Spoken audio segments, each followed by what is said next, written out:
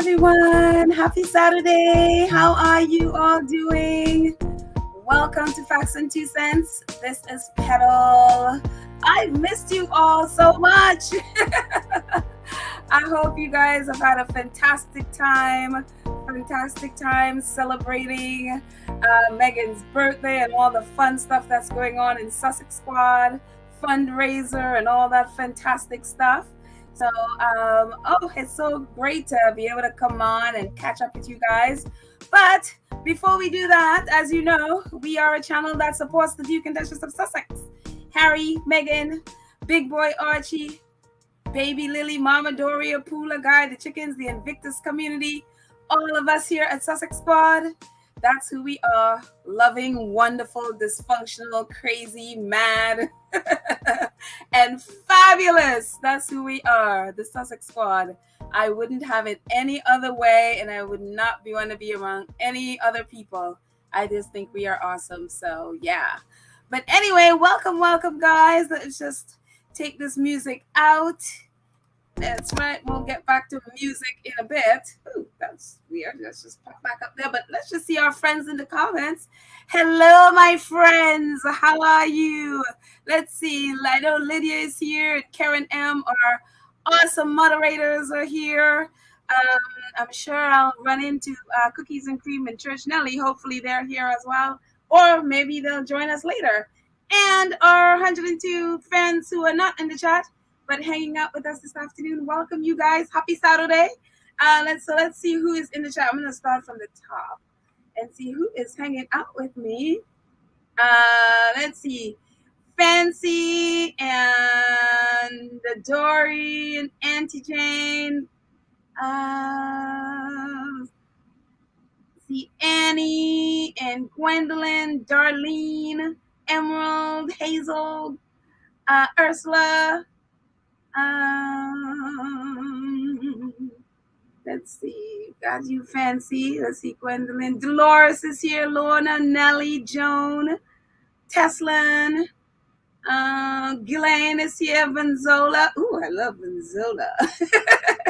Carmen de Codia. Hello, Carmen. I haven't seen you in these parts before, but if I just missed you, welcome. Let's see. Beverly is here. Mary G, Michelle, Kenneth, Mara, Denise, Sylvia. Hello, Sylvia. R. Carter. Let's see. I said Michelle. Sylvia's here. Joan. Reba, Elizabeth, Angela. Welcome, you guys, and all our awesome friends who will join us at some point. How are you guys? Happy Saturday. I want to hear all the juice, all the celebration. I've heard bits and pieces about what you all were doing for Meghan's birthday. And I was like trying to peek in and out of Twitter in the middle of preparing my kids for their final presentation next week from actually in a couple of days on Monday. And so this whole week have been madness. It's been good madness, but madness all the same. So getting their stuff taken care of and then helping other instructors get their class prepared and all the things I didn't even know I could do. And it's great to be able to be in that environment and I think I probably learned more than the kids learned. All the wonderful things you can learn in that environment and being able to share and then realizing, whoa, I know so much, I can actually help. And so it's been great, but it's been hectic and time consuming. Oh my goodness. I'm telling you again, I've said it before, but teachers those of you who are teaching full time or even part time, and you are in our school system, I bow to you because I don't know how you did it. You are heroes in my book.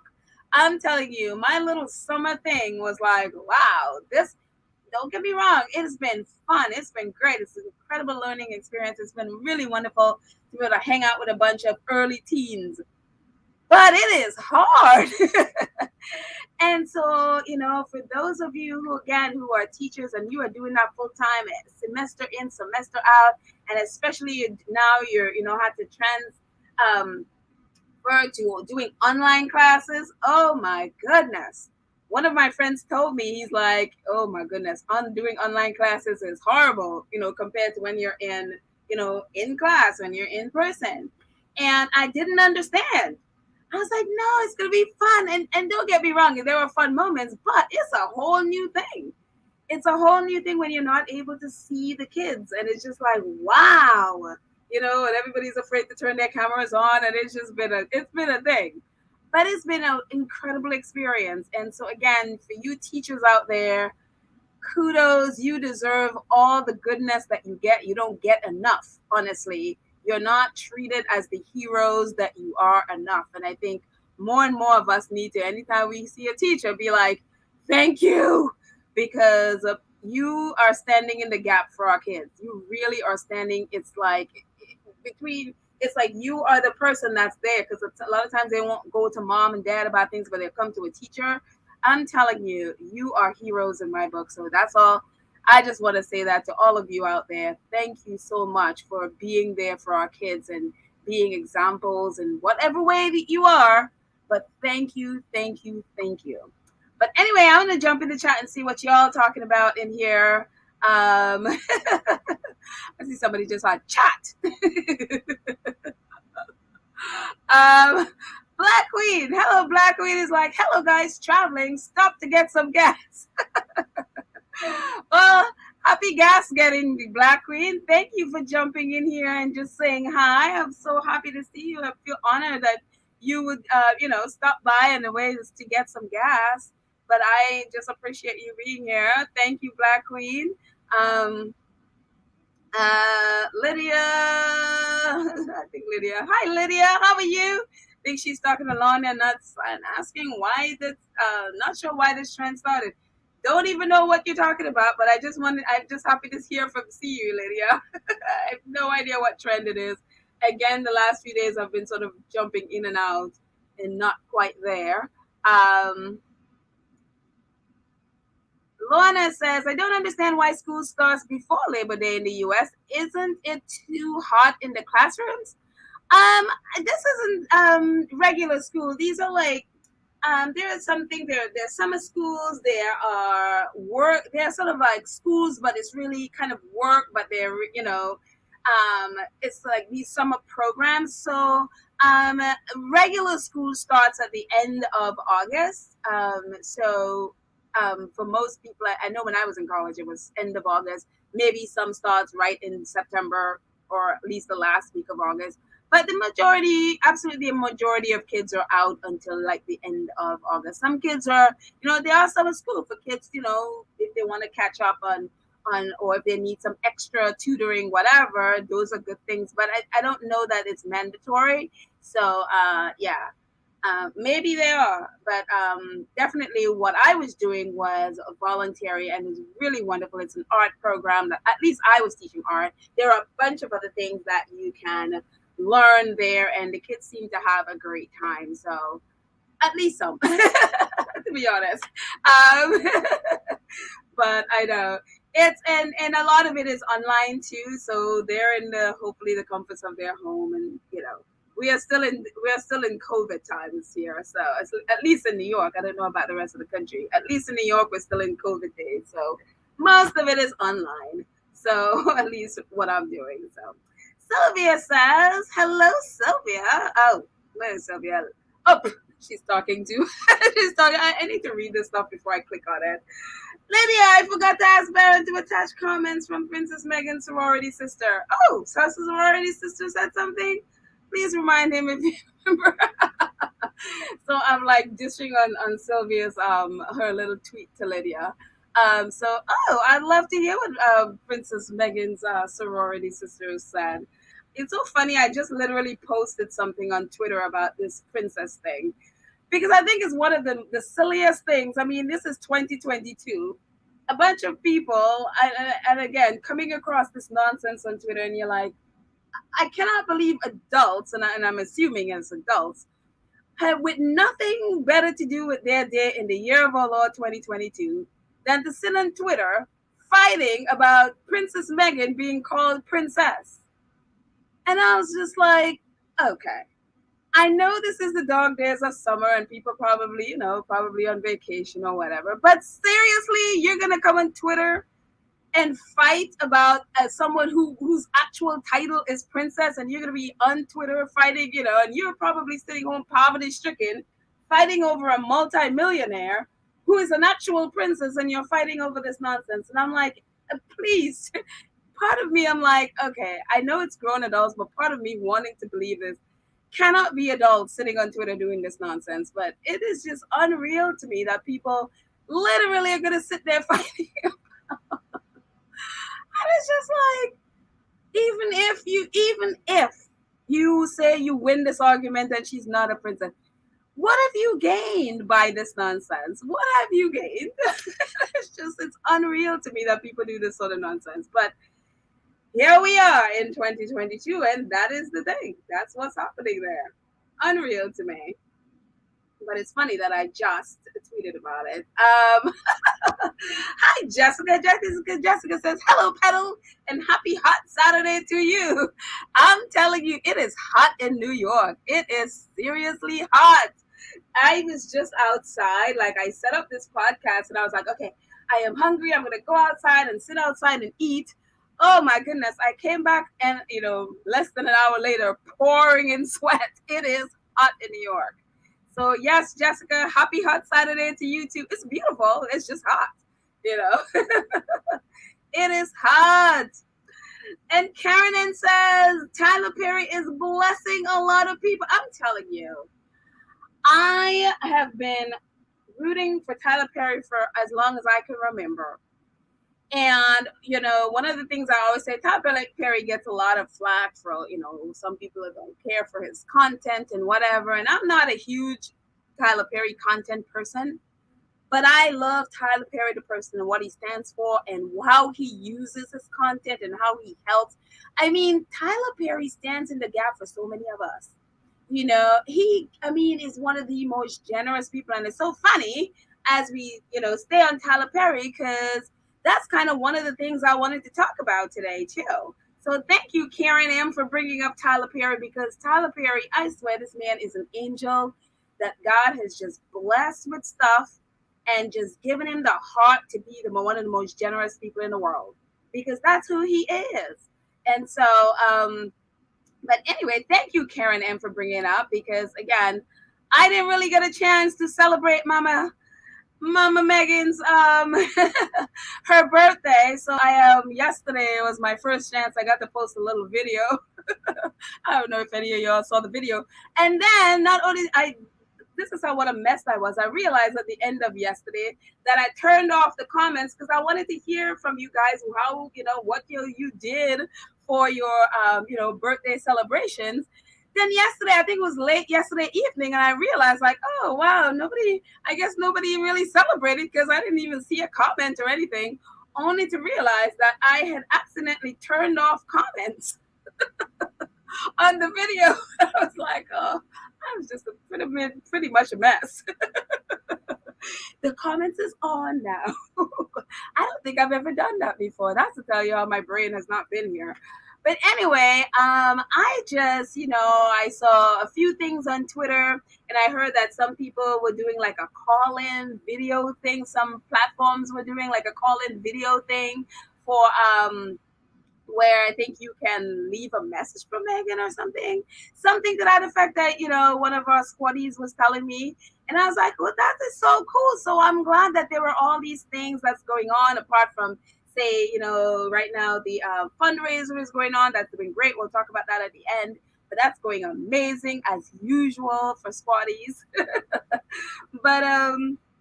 But I hope whatever it is you guys did, you had a fun time.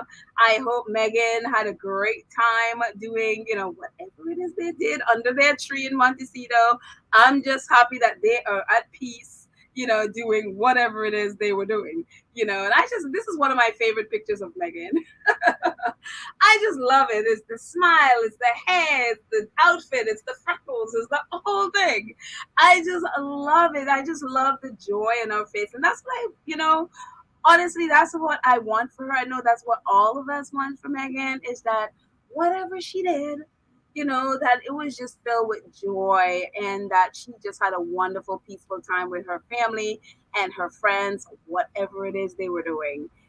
So yeah, I hope you guys again had a great time. And please share, put it in the chat, and I'll go in and hopefully we'll find it and we'll talk about whatever it is you're doing. And this is, yeah, as Karen was saying with Tyler Perry, and and I'm sure Byron may have talked about it, and I haven't even been able to watch Baron or Anne's podcast yet. So they may have covered it already, but it's just for me. I'm telling you, Tyler Perry is a gift from the Lord himself, and again, I think all of us, I just felt like when I saw his tweet, and I think someone said he had also posted it on Instagram. I don't know. I didn't see the Instagram post. I only just saw the Twitter post, this one. It brought tears to my eyes, because I think all of us, just with all the stuff that Meghan has gone through, I think all of us just wanted to know that she's happy, that no matter what it is, that she is happy, Harry is happy, the kids are happy and at peace.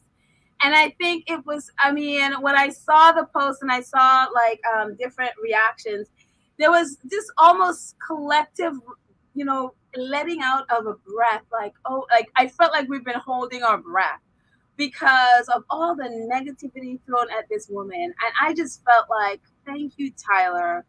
I feel like you did it for the squad, so we know that she's happy, that we know that she's at peace, and that she knows that she's loved. And so just in case you didn't see the tweet, it says, Tyler says, I've had a front row seat in your life for the past few years. I've watched you endure things that would have broken a lot of people.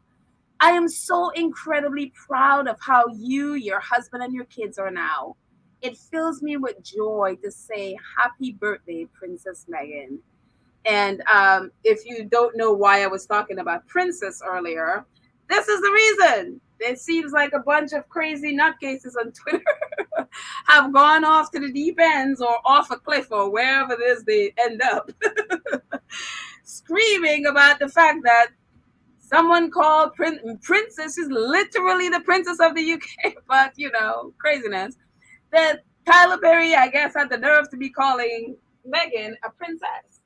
And so now it's like, no, it's Princess Henry. And it's just like, y'all people literally have nothing else to do with your day than to sit on Twitter and do this nonsense. But I just felt like Tyler just really, and I really honestly felt like the collective letting out of air, and for me, I just thank you, Tyler, for just saying what you said, because again, he's right.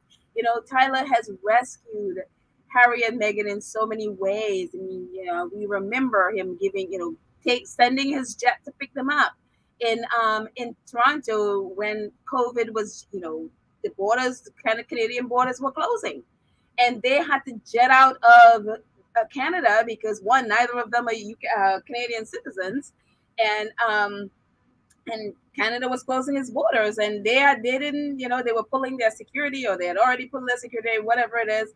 And Tyler sent his jet to pick them up in Canada and take them and allow them to stay at his house in LA for a few months and use his security there and all of that. So he provided all of that for them, to be able to give them a safe place and a few months to catch their breath until they were able to get their own place. And I'm telling you, that is life-saving, especially, the kind of people that are out there attacking the Sussexes. What he literally saved their lives.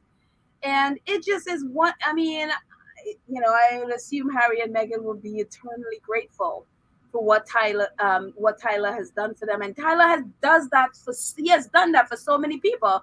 And if you notice on the right, the root was talking about Tyler, how he took care of Cicely Tyson for 15 years of her life, and apparently Cicely, and Tyler never talked about it, but apparently Cicely Tyson wrote about it in her book. She said, so Tyler was talking about it. He said, I've never said this publicly, but I took care of Miss Tyson for the last 15 years of her life.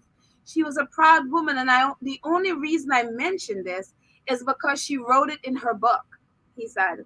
This woman has done so many amazing things, but she wasn't well compensated for it, as is a lot of Black actors and actresses, especially those older, up in years, I should say. She made $6,000 for Sounder.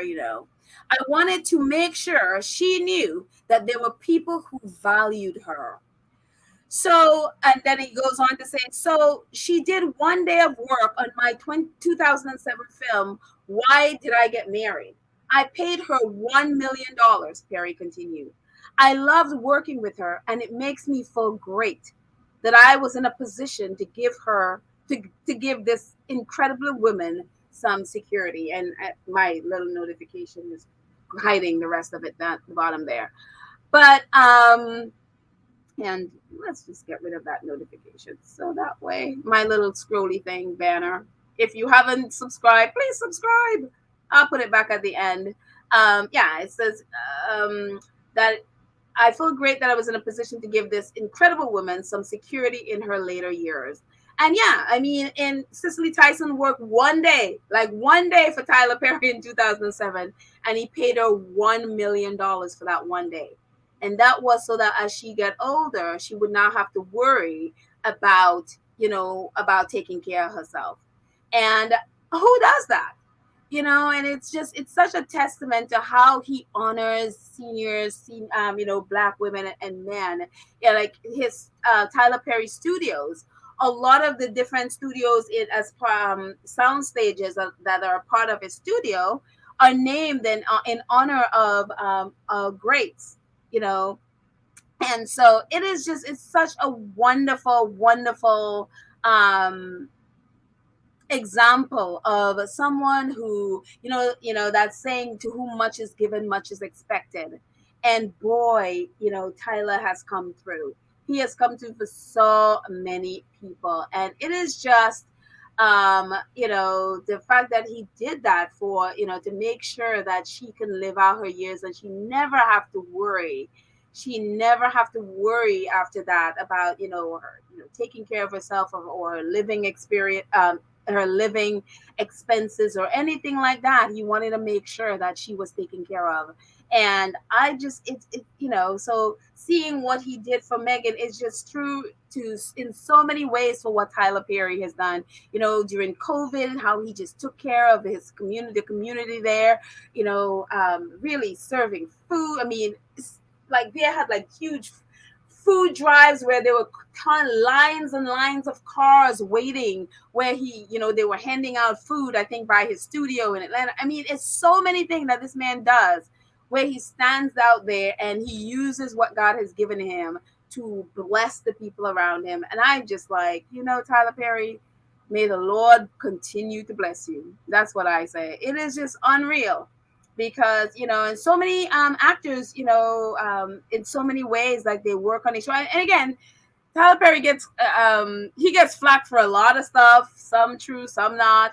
A lot of things, it's like, look, the man does what he does. It's his studio. He can do whatever he wants. If you don't like it, go figure out your own studio, make your own table, and so you don't have to deal with it. So, but what he does, I'm telling you, like it or not, he is someone that's giving. I mean, and then even during COVID, his was the first studio that was open. I mean, it was just like everyone was coming to do stuff with COVID. In the height of COVID, Tyler was shooting because he went out of his way to make sure that his studio was incredibly COVID ready to be able to shoot his things. And it did. And they were able to come and work. And a lot of people were using his model to be able to, to be able to film things. And so it is unreal. So kudos, Tyler Perry.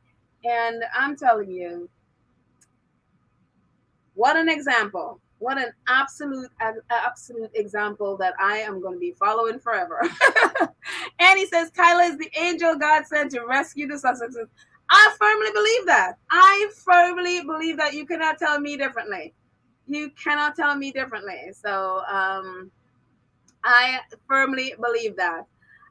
Bonnie says that they pulled Harry's security. He thought he was going to run back to the UK, but instead went to the US, which the royal family and the which the royal family and British media know is out of joint. Yeah, they didn't expect that he had an angel called Tyler Perry, a billionaire TV studio executive with an private jet and an empty home in LA, an empty mansion in LA while he's in Atlanta filming his shows.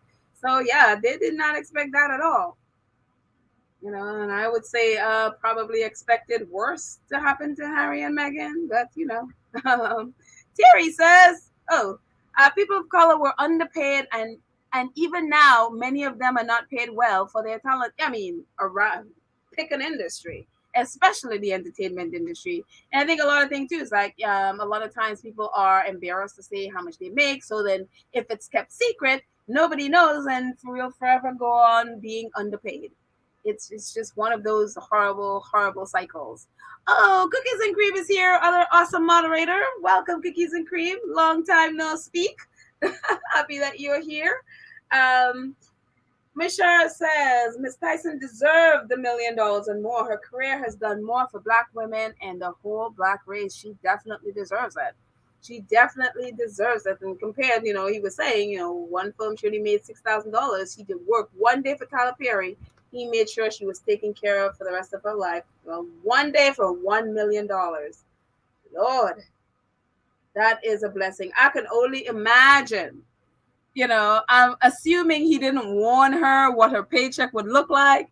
And so I can imagine what Mama Cicely Tyson, I hope she was sitting down when she opened her bank account and saw it as $1 million. I mean, think of the things that would run through your mind if you just happily, jumping into your bank, checking your account, and, a few $100s here, a few thousands here. And all of a sudden you saw $1 million. What that would feel like. And you're just sitting there hoping to God that somebody didn't just mistake a few zeros, I just imagine, and I hope she was sitting down when she opened her bank account. I mean, I'm assuming he probably didn't tell her. Or maybe he did and didn't want her to fall over. I mean, she's an elderly lady, so you don't want to give them too much of a shock. And she was, but it's just like, oh my goodness. That I could only imagine. Lorna says the part that got me is the front row seat. That is huge. Yeah. He has seen them at their worst, like when they were going through the worst of the worst. When they moved. I mean, that was like that high one. Pandemic, and then try to figure out their life, and then you have the British press stalking you and people having drones over your house, and then you have the royal family coming at you, and I mean, it just everything was coming at them at the same time. And then you've basically uprooted your life, in both of them, and then doing all of that with a baby. Baby Archie was months old when they left, and so it just, I can only imagine what he saw. Two very bruised people, two people in a very vulnerable state. And so I am so happy. And, whenever you've seen Tyler on, I know he's done like CBS when, Gayle King and others were trying to get some things out of him, to talk about the Sussexes, and he would always dodge it. He's like, no. And it's just like, I appreciate that so much. I appreciate how much he respects their privacy and just love them just because. And I appreciate him putting this tweet out there, letting people know, you've been trying to destroy this woman. You have done everything in your power to destroy this woman. But look she is happy. Her husband is happy. Her kids are happy,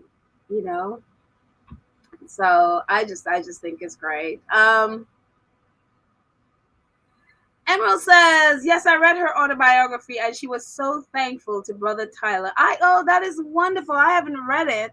So that is wonderful to hear. I can only imagine what she wrote.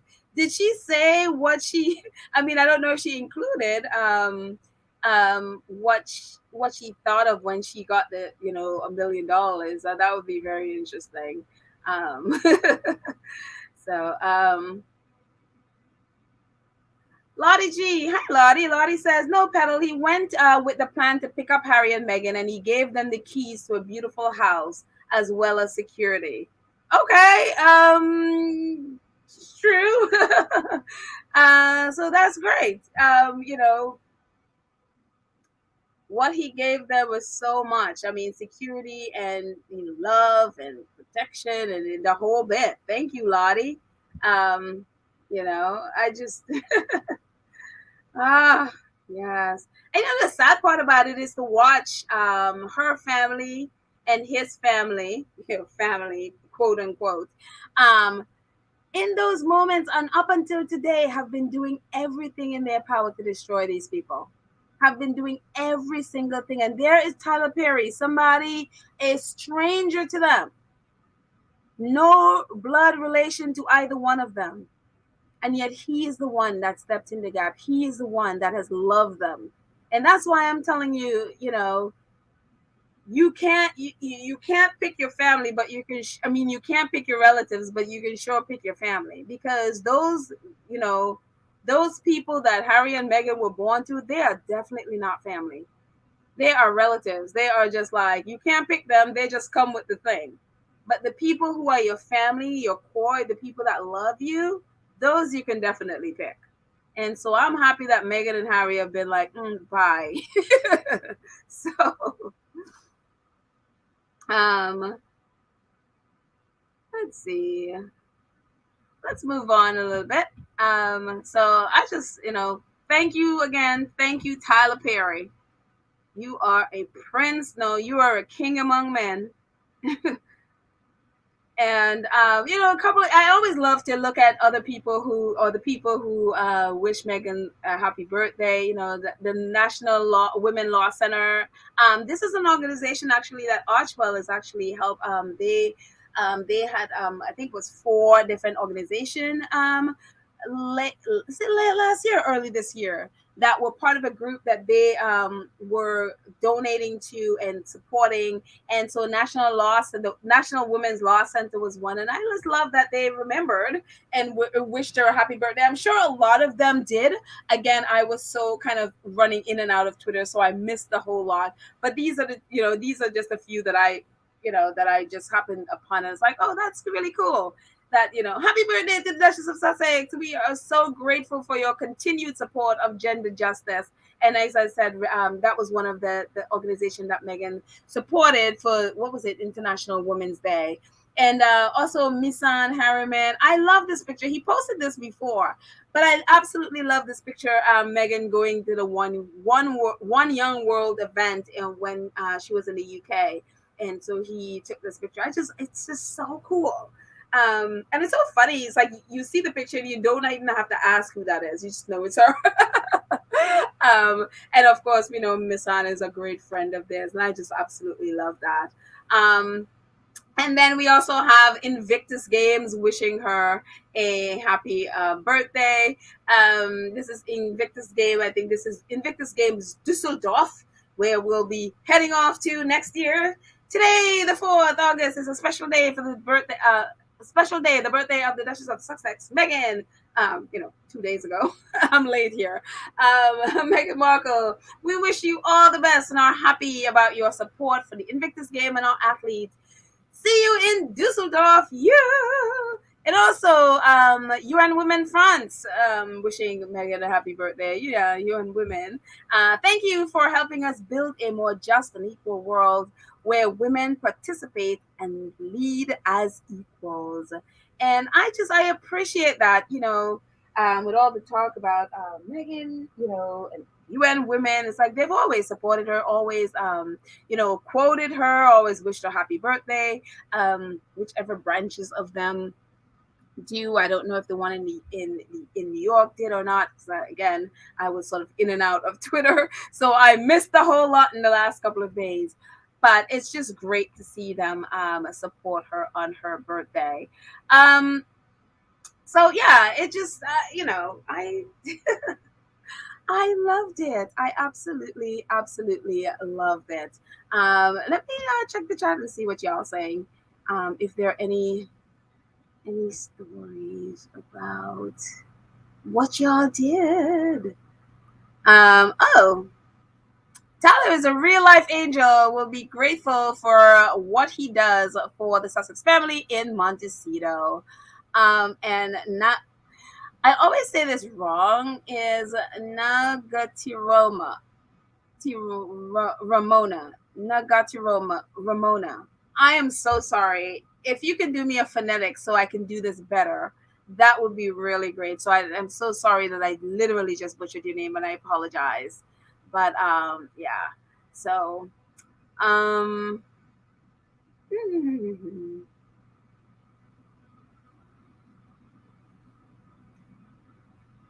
Sheila Thomas says, Sonia, oh, she's talking to Sonia. Charles cares nothing for Harry. He dumped him and his mother in the hospital bed at birth and was full time with Camilla since Harry handed Harry to the media to protect Camilla, kids, him, and the heir. Very true. When Harry was born, Prince Charles probably spent 10 minutes and then bailed on Princess Diana. It's so weird. Like I heard that story from two photographers that were there, and they were betting. One of them was like betting that Prince Charles would leave, and the other one was like, nah, of course not, his wife just gave birth. And the other one bet him, and sure enough, he lost the bet because Prince Charles was there for 10 minutes or so and then bailed and went off to play polo. So it's just like, sheesh, dude. Yeah, that was bad. So anyway, talking about Princess Diana, did you guys hear about this new HBO documentary that's coming out about Princess Diana? I heard about it. I don't have HBO, so I'm gonna have to try to figure out a way to. I don't really have television, but I have to figure out a way how to see it. But yeah, it's coming out, and apparently it's really all just the old or the original news clippings and news articles and videos and stuff. Apparently they have used no new, like they haven't used any of the new commentators or anything like that. It's all the historical stuff, all the stuff from back then.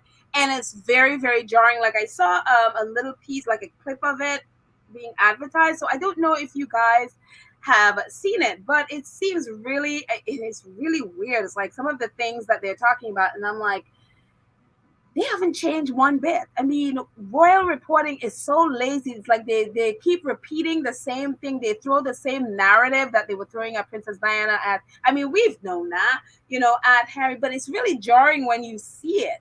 And it's like, oh my gosh, they really did, you know? But this KQED Arts and Culture is talking about it, and they said the HBO film is comprised entirely of old news and TV footage. Watching 40-year-old clips of Diana's earliest days in the royal family now, it's impossible not to draw parallels with the way Meghan Markle was treated after she married into the firm. This is just a couple of things I pulled out of it. It says, 20 years on, the topic proved to be just as compelling as evidenced by the seemingly endless production of shows and biographies about Diana. But the new HBO documentary, The Princess, stands out from the pack for several reasons. Ed Perkins' film tells Diana's story using only archival news and TV footage, most of it British. There is no current day commentary, no new interviews.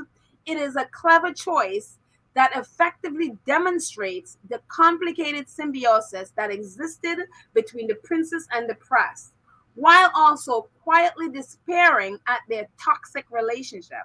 Through the footage, we trace Diana's life from the time of her engagement to Prince Charles in 1981 to the time of her tragic death at age 36. Along the way, we learn many ways that Diana was at the mercy of the press, the British people, and perhaps most of all, the royal family she married into, having barely turned 20. The film is unusually unflinching about who did what and when, especially when it comes to Prince Charles. Good. I want to see that. His jealousy, his affair with Camilla Parker Bowles, and his neglect of the young wife are all sparkly presented here in footage from their early marriage. It's abundantly clear that sections of the press knew the marriage was doomed within months of the wedding, a fact seldom acknowledged in other films about Diana. And then it goes on to say, Americans may also be surprised by the degree of hostility Diana dealt with from the royal family early on, before she had rebelled against them. In one particularly shocking clip, when Princess Anne, Charles's sister, is asked what she thinks about the birth of Charles and Diana's first son, she shrugs and says, "I didn't know she had one."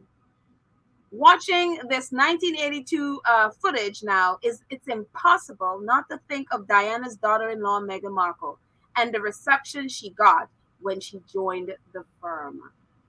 And I'm telling you, the royal family is, these people they are brutal. It's like such a thuggish society, that whole, upper class, so-called quote unquote upper class. These people are thugs. It's like brutal, unreal. And I don't understand why people would look at these people and think that they are somehow victims of, say, Princess Diana, or victims of Meghan. And it's just like, how do you defend? I don't know. For the life of me, I cannot understand how you defend this. How you defend, even if you did not see this documentary and I have, just look back at just what they have done to Meghan. If you knew nothing about Diana and just watching what they did to Meghan, I don't understand how any person could defend that. I don't understand that. And to see them repeat this, do the same exact thing, the same coldness, the same thuggishness, the same brutality. It is just unreal. And then you have a culture of people honestly, when just the little footage that I saw, it looks like, you get the sense of like animals eating their own. And the end of the clip, it literally says that they are trapped. You remember when Harry talked about, when they were doing the Oprah Winfrey interview, and Harry said, the thing that, he has compassion for William and Charles because they are trapped. And then the press flew into a rage. And then, even apparently William and Charles were like, how dare he thinks we are trapped? We're not trapped, and to hear way back in the day, to hear reporters literally saying that they're like trapped animals behind those walls. You could see Princess Diana's face. And the press, tons of press. It's just like literally eating. And that's why it's 20 how many years Princess Diana has been dead. And it's like they're still sucking on her dry bones. Ken Wolf just released a book a couple of days ago. Ken Wolf was her private protection officer. And he just released another book, 3-4 days ago. And it's like 25 years this woman has been dead and they're still sucking on her dry bones. Even this to an extent is that at least this is different in the sense of they're just using the footage. And I'm glad they made this choice so that you don't have royal reporters today trying to somehow not gloss over or change the narrative. They're just using literally the video footage, a video feed from back then. So you hear exactly what's happening. It is shocking. And then it's not shocking, because you see them do the exact same. It's like they studied the footage from back then to then heap the same exact thing on Meghan, hoping that nobody would pay attention, hoping that nobody sees, like, oh, wait a minute. You're doing the same exact thing. You're throwing the same. The same bullying charges they did throughout Meghan is the same ones they threw at Diana. The same, oh, she's controlling her husband. It's so funny. A squatty, her Twitter handle is Sussex Squad M. You can see it at the top there. She just pulled up these two examples, of how the press referring to Meghan and how they did the same thing to Diana. Like, you can see one side, it's like Diana's dark side doesn't get a look in, and they're doing the same thing with Meghan about Meghan, the shady side of Meghan.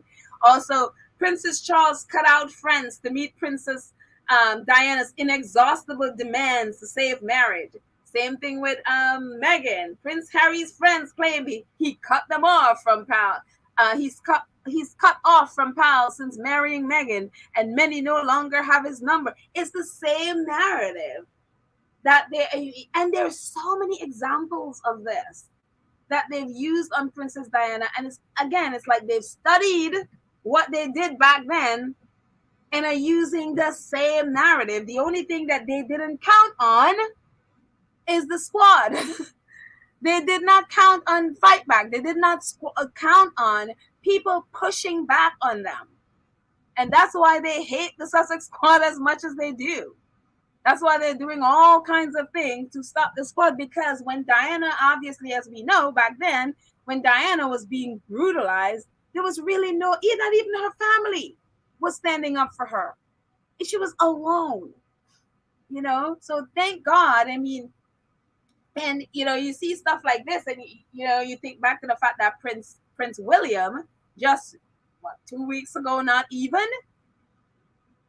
spearheaded the way for the BBC to silence Princess Diana by basically locking away her panorama interviews, so for the rest of time, so no one can view that from the BBC.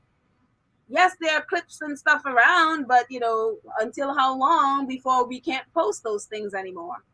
Because again, when you lock away what Princess Diana says, when you lock away all those things, then they can throw stuff at Meghan or whomever to come in the future. God forbid George marries somebody black, or Prince Louis or Charlotte, or you know what I mean. They go in a way that's supposedly not royal, because what's going to come at them. What's going to come, at Archie, and even though they're not even in the UK, when they grow up, what's going to come. When you lock away history and nobody knows that, you can then use that same narrative and throw at people, and it seemed like you. And nobody knows that you have a history of doing this stuff. It is, the British culture, I'm sorry, a lot, I know we have a lot of squaddies here from the UK, and I don't know how you guys, I feel so bad because you have to this stuff is right in your face. You can't leave. At least here in the UK, I can just turn off anything UK stuff, because it's like after a while, it's like I don't even want to hear. But you guys are there, and so it's right in your face, and you have to deal with the Daily Mail and the Sun and the Express and all of this mass, which is mainstream media there. We have the pleasure here of we can turn that mess off, but you can't. So I feel bad that you have to put up with that stuff. It is really, really sick. It is a really, really royalist. It's like a really sick culture. And for me, one of the things that is really just the lies. The lies and the trying to, rewrite history, even right in front of our faces. They come up with all these, biographies and trying to rewrite. Meghan is alive. Harry is alive. It's not like they're dead, but yet people are trying to rewrite their lives. And it's just like, hello. So imagine if they're trying to do that with Meghan and Harry, who are right here and have any means possible to speak, the truth about what's going on. Imagine Princess Diana. She can't speak up for herself. And so it's up to us to make sure that what she says, however you're able to get a copy of, Panorama and anything else that she has, to make sure that people like her own despicable son, Prince William, don't succeed in silencing her. This woman fought to get her voice heard, and to know the person that has spearheaded silencing her is her own brother and her son. Despicable. Utterly despicable. Anyways, enough from that. Let me see what y'all said. Just like, yeesh. Absolutely right. What's that? Ray Raquel. Hi, Ray Raquel. Oh, she's talking to Lex. But yeah, it's like so he called his mom paranoid, then has kids write letters. So he is disgusting. Yeah, it's like, yeah, I remember them writing letters to their Granny Diana or whatever. Letters or postcards or whatever it is they did. But it's kind of like, again, even some royal reporters back then who worked with tabloids have been calling Prince William out on that nonsense, calling his mother paranoid.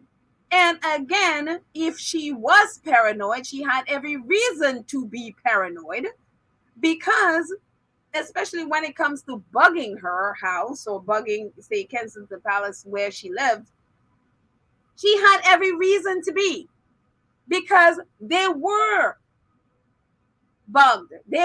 People were recording her phone calls. That's how we got the squidgy tape. How do you think we got the tampon thing with Camilla and Charles? And so many other stuff that were recorded. They were doing this stuff. So if she was paranoid, she had every reason to be paranoid. She also had every reason to be paranoid about, someone, having a baby or pregnant with her husband. Why? Because Prince Charles was cheating.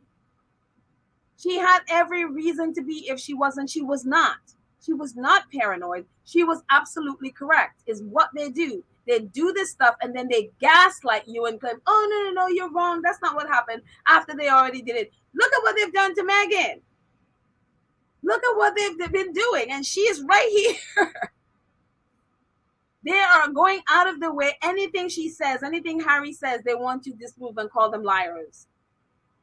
Because they want to do exactly what they're doing to Princess Diana, silence them. It's unreal. Legs says, hi Legs. Legs says, Pelo, it's unfortunate to say, but they wanted the same fate for Harry and Meghan. Yep. And they would then try to acquire their kids to use them for popularity. I think that is why they modified Archie's birth certificate. I'm telling you, I hope Harry talks about this in his book, because I want the truth about what happened with this birth certificate. Because the royal family gave us like 11 reasons why that. I mean, Meghan said one thing, and there's like 50 reasons later the royal family gave about why they changed Archie's birth certificate. No wonder Harry and Meghan bailed out of there. Heaven knows why they would do something like that. So I hope he touches on it. I don't know if he will or not, but I hope he talks about that. Because that is just, you did what?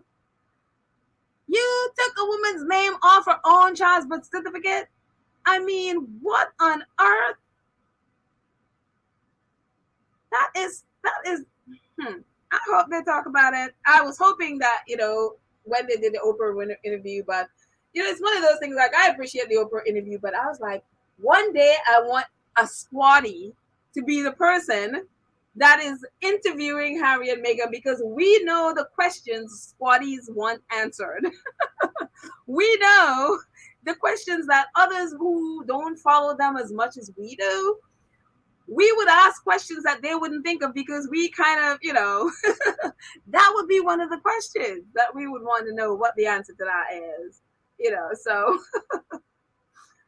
Sheila says, it's obvious that narcissism, sociopathy, psychopathy is very well socialized in the UK. It is finally explained why immigrants to UK return home with some form of mental illness. You know what? You are so right, Sheila. Especially narcissism, that is a narcissistic society. And it's so funny with watching, you come across this stuff on Twitter, and thank God when I started just mass blocking people on Twitter, I don't see it as much anymore, because these narcissistic people would then throw that, characteristic onto Meghan. I'm like, everything about you and what you're doing in going after this woman is narcissistic personality. You can't show me any evidence of any of that on Meghan, but yet it's just like, it's unreal to me. That is a really sick culture. And I'm not saying everyone in the UK, because everyone is not like this. But I'm specifically speaking to royalists and people who support that culture, and people who not only support it, but they uphold that culture. That's who I'm talking about. I know enough to know that not everyone in the UK is like this. But it's like a lot of them are, and especially the narcissistic press. Those, I mean, it's just a culture of, I mean, it's the lies is so ingrained, it's unreal. Let's see. Marjorie says, saw appearing in my feed the UK for a family headline, Harry paid 60 million security and have bodied the, oh Lord. Marjorie, that's like tabloid nonsense. I'm not, I can't even. That's just tabloid craziness. I don't read tabloid stuff. That's just nonsense. That's just tabloid craziness. Stay away from that stuff, Marjorie. Yeah. Uh, let's see. Janet says, let's see. They tried to bury Meghan, not knowing she's a seed. I like that. Now, look at what sprung up from that seed. A pure mahogany tree to provide shade for her, and those are very hard to kill. I love this. I like this way of saying it. Yeah, she definitely, and both of them really are seeds. That they thought that they, or at least they thought they were burying them. I guess in a way, them pushing them out, they probably feel that they have, but I think, as many have said, they did not expect Harry and Meghan to flourish. They did not expect them to thrive. And it's kind of like, well, they're not exactly like the others. They actually have lives. They actually have passion. They actually have substance about them, that they don't need the royal family. Others may not survive. Like we saw Edward trying to survive outside the royal family and made a mess out of everything. And, they assume that's how Harry and Meghan would be. And it's like, Meghan had a whole life before she got into the royal family. She was a millionaire before she got there. She's the only self-made millionaire there. She hasn't been begging rich people for money. She hasn't been begging the Osama bin Laden family for money. She hasn't been begging rich oil people in the Middle East for money. She's a self-made millionaire. She made her own money, and she hasn't been taking money from taxpayers to get that way. Unreal. If I may brag about our faith. Church Nelly is here. Hi, Church Nelly. How are you? I miss y'all. Happy you're back. Let's see.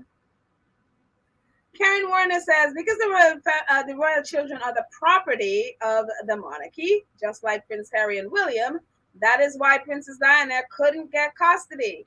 Yeah, and that's why Archie and Lily are in the U.S. Yes. Imagine having I can't even fathom having children and them being the proper. I mean, it's like, first of all, they're like things to be used, which is exactly what the monarchy does, as we've seen how they use, and Kate and William allow them to use their kids. But it's just how you can have kids and raise kids to be the property of this cold, brutal institution. Like, I don't even understand how you can put up with that stuff. So I am so happy Meghan and Harry took their kids out of there. So happy. Archie is dual citizen and Lily is American. So y'all can get your grubby hands on them. So my goodness, my goodness. I can't imagine how powerless Princess Diana must have felt, knowing that her kids are not hers. Like, she, the monarchy, the queen basically is the parent, really, of her kids. Like this woman who's like, even her own son, Charles, called her basically a cold fish. And that oh gosh. I mean, I know Harry loves this woman, but I can't even. I literally just can't even. Thank God Meghan is a strong woman who'd be like, no. I'm just like, I am so happy that her kids are Americans. So, unreal. Leg says, narcissism is why QE2 put her face on all all of the currency. It is why the national anthem is God Save the Queen. It is why the Commonwealth countries pay for their visits. It is why they pay the royals. Yes, yes, yes, yes, yes. And it is why now that, especially at, say, football games, people are booing the national anthem. They are sick of it. And hopefully more and more people would be sick of it, especially your national anthem. National anthems are supposed to be about the people of your country, not your queen. When she's saying, what about the people? So I'm happy to see people starting to rise up. I mean, they should have changed this mess a long time ago. I don't understand why people have put up with this mess for this long. And it's only, thank you, Liverpool footballers and football fans who've been booing it relentlessly and booing Prince William every time they see him. It's just like, people are just like, they're fed up and good. Maybe it's the tough times now where people are really beginning to see, like, look, we are not here for you. And it's good to see. It's good to see people rise up. Let's see.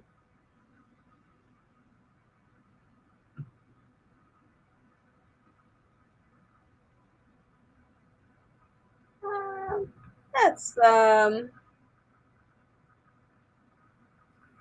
Matilda. Hi, Matilda. How are you? I love that name, Matilda. There was like a children's book about Matilda. I don't remember it, but I always love that name, Matilda. It says, good evening, squaddies. Just finished replay of Brian. Who is Brian? Wondered what Facts and Two Cents will come on. Did not see anything about Pedal yesterday. Maybe just me, but here I am. I'm sorry, Matilda. Yeah, I was a little bit busy, as I explained in the beginning. I have been working, doing some teaching stuff, and we got a little bit busy the last few days, especially preparing a final project that's to be presented next week. So that's why I haven't been on. I'm assuming you meant Baron. I'm assuming that Brian is a Baron. I'm assuming that. But I am glad you're here. I'm happy you are here. Just check your notification bell, maybe turn it off and then turn it back on to see. Maybe that's why you didn't receive a notification. I don't know. Sometimes I don't get them as well for different podcasts or something like that. I'm always like, as today as well, I always like, Baron, what time is your podcast? For some reason, I don't get his notifications. So anyways, that happens sometimes. But I am happy you're here, Matilda. Thank you for joining us. Absolutely. Thank you. So let's move on. Sorry, spent quite a bit of time on this. Let's move on a little bit. So you guys remember this, right? We've been talking since it happened back during Invictus at The Hague when this happened. So we've been talking about this. So you guys know the story backwards and forwards about Anna Paevska and her daughter, who she was captured, or Tyra, she calls herself Tyra. Tyra, she was a training for the Invictus Games, and Harry and his team from Netflix gave her a camera to film the training of the games. But then, I think a couple of weeks later, Russia invaded Ukraine. And so what ended up happening, instead of using the camera, obviously the Ukraine team can't train because all of a sudden they have invaders, killing people and bombing in the Ukraine. So what Tyra, she's a medic and she's very famous. She's like a hero in the Ukraine. What she did, instead of using the camera to film athletes as they're training, they were going to be using the footage for the Heart of Invictus documentary that Prince Harry's doing. She instead used the camera to film what was going on during the invasion. and which is still happening right now. And so right before she got captured, I think a day or so before she got captured, she gave, and thank goodness, she turned over the I guess the drive to an AP reporter, Associated Press reporter, um, with the footage. And then she got captured with the gentleman in the picture. And so she was captured by the Russian army, tortured, beaten. I mean, they give her, like she talked about them giving her, half a glass of water a day. She had asthma. They refused to give her medicine. She had thyroid issues. They refused to give her medicine. She was beaten. They basically told her that,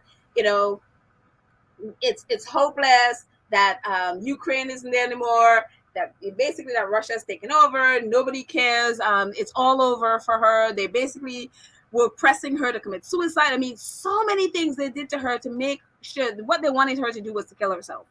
And she just she just refused to give up. And so they captured her for what, 3 months, I think. And so she had no word about anything. She didn't know if it was true, that it was all over in Russia, that people did not care about her. The news would, basically the world stopped caring about Ukraine, basically is what they told her.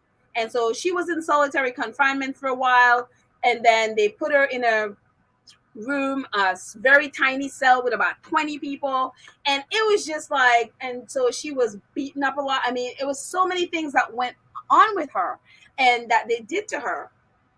And lo and behold, what was it, over a month ago, they did a swap for her. Russia gave her up, and they got, I don't remember who it is, they got in exchange for her. And so one of the things she talked about that really got her through this period was the training that she was doing because she was training for Invictus Games. So she said even while there, she was still working out, because she was going to do, when she was going to do the Invictus Game, she was going to do swimming, weightlifting, and archery. And so because she was captured, her daughter, Anna, went to the Invictus Games. And when Anna, as we can see, Anna with the red hair there, when she was at the Invictus Games, she didn't know if her mother was alive or dead. And so she went there to raise awareness. She met Prince Harry. She did news, articles about it. She gave interviews. And, she talked about meeting Prince Harry and that he knew about the situation. And so basically the story spread and people knew about it. And so she was released again about a month or something ago. And the gentleman this is right before they got captured. He was also captured. I don't know if he's alive or dead. She had not mentioned him. She did say that there were a lot of people that are in captivity right now. And a lot of them are medics. A lot of them are doctors that are, that are there and being treated horribly by Russian soldiers. So she did and we talked about this a few episodes back, and she had done an interview. I think it was AP. She did an interview with, I don't remember, but she just did one with Telegraph. And so this is a little bit about what she said. She said, Prince Harry called after my Russian kidnap hell. Now I am inspired to fight again. Months in captivity rocked Yulia Paevska's world, but the Duke of Sussex would soon motivate her to return to the front line. A Mariupol medic held by Russians in a brutal 3-month captivity was revealed how a phone call from the Duke of Sussex inspired her to keep defending Ukraine. Yulia Paevska had been serving as a volunteer medic on the front line in Mariupol when she was kidnapped by Russian soldiers as she rushed to save victims in the city's theater bombing in March. But in an interview with the Telegraph, Ms. Paevska, member of the Ukraine, and these are just clips. It's a really long article, so these are just clip outs that I got from it. But in an interview with the Telegraph, Ms. Paevska, member of the Ukraine, member of Team Ukraine for the Invictus Games, said that after receiving a phone call from the Duke around a week after her release, and had convinced her not to give up. He simply inspired me to continue to fight, said Miss Vyevska, who founded Tyra's Angels, a volunteer ambulance corps, explaining that it was the way the Duke had spoken so strongly and sincerely about Ukraine that compelled her to get back to work. He said that he supports Ukraine and all of us, she said, and that the Invictus Games family always takes care of its members. And then she goes on to say, I'm very grateful to Prince Harry because it was after the Invictus Games that the Russians stopped calling. I'm sorry, hang on one second, my phone just was like calling. It was after the Invictus Games that the Russians stopped interrogating and torturing me. I think that spreading the word to the whole world influenced their decision to trade me in a prisoner exchange. And I just think, again, the impact of Prince Harry and using his platform in this way and just letting the world know and that what is happening. And I'm so proud of her daughter. And actually she went to the games, the Invictus Games, and she represented her mom in archery and won a bronze medal in archery, representing there when she, there was supposed to be her mom. And so I just think it is just, I'm telling you, Harry, Meghan, Princess Diana, they are just people of substance. Everything they've done, and it's the reason why the royal family was so against Princess Diana, is because Princess Diana, she made an impact. And that's why they were so jealous. Everything she did, she made an impact. Prince Harry, I mean, impact. Because I could imagine she, even Yulia, if you read the article, and there's going to be a link, I already put the link actually in the show notes, but she's talking about how scared she is to go back on the front line. It's going to be a little while because she lost so much weight and stuff. And so she's still suffering really bad effects from being in prison and the brutal treatment that she received there. So she's going to take her a little bit to get her strength and her health back. But she is, inspired to go back from a phone call, but just being inspired by Prince Harry and what he's done for her. And, she even said it was after the Invictus game that Russia stopped interrogating him, because now the world knew what was happening. Because why? Her daughter spoke to Prince Harry, and when Prince Harry speak and when he is behind something, the world listened. Even Russians bombing, Ukraine, they knew that Prince Harry has impact. What he does and what he says has impact.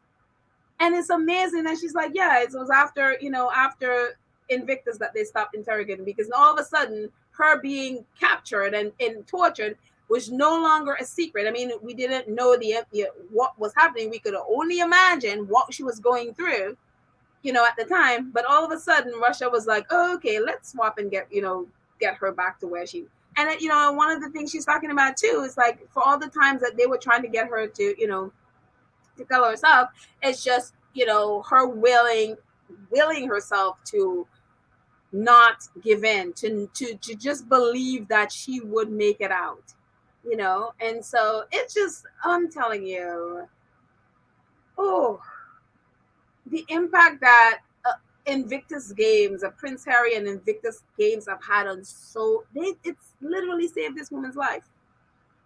The fact, the fact that it's her training, her Invictus training that has kept her through those dark moments. I mean, anybody would have given up, anyone would have given. You couldn't blame them for giving up in those moments. But it was what she was training, the things that she learned through Invictus that gave her the will to fight. And it is just, I'm telling you, when Prince Harry talked about how, Invictus, so many soldiers have said that Invictus literally saved their lives. Here's an example, and it's just, it's unreal. And it's a good unreal. Oh, wow. Thank you so much, Legs. I appreciate you, Super Sticker. Thank you so much for your support. Thank you, guys. Oh, Baron is here. Baron, thank you so much for your super sticker. How are you? I missed you. Thank you, thank you, thank you. I'm so happy that you have joined us. I have to go back and listen to your show on replay because today was a mess. But thank you so much, Baron. I appreciate you, my friend. Um, and says Prince Harry's Invictus game became lifesavers for so many. Look at the release of Prisoner from Russia. Hero, Harry, and Meghan are relevant people. I mean, not only relevant, they are powerful. It's just they are people of impact. People, they really inspire people to act. And that is the thing that you want. I mean, you don't want to be out there giving speeches and stuff, and people are like, okay, whatever, and then they move on. But when Meghan and Harry put their heart into something and they do something, it has an impact, and it impacts so many people's lives. And it is amazing. Now she could come back. She could, get, I don't know how long it's going to take her to get better. So please keep her in your prayers that she gets better. And the thing about her that's interesting is, and the fact that Russia kidnapped her is, she wasn't just treating Ukrainian soldiers, she was also treating Russian soldiers. Her motto is just like, if you're sick, I take care of you. If you're sick, I help you. Or if you're injured, whatever. And even on the video that she shot, they were saying like the Russian soldiers were very shocked that she would help them. And for her, and I think doctors basically feel this way. It's like, it's a patient. It doesn't matter where you come from, what you're, whatever. If you are sick and injured, that's my job to take care of you. And that's what she was doing. She was helping Ukrainian, but she was also helping Russian. And so it's a shame. And like she said, in the prison, there are a lot of medics. So they are trying to keep them there so they don't go back in the field to help and treat people, some of which are their own people. Unreal.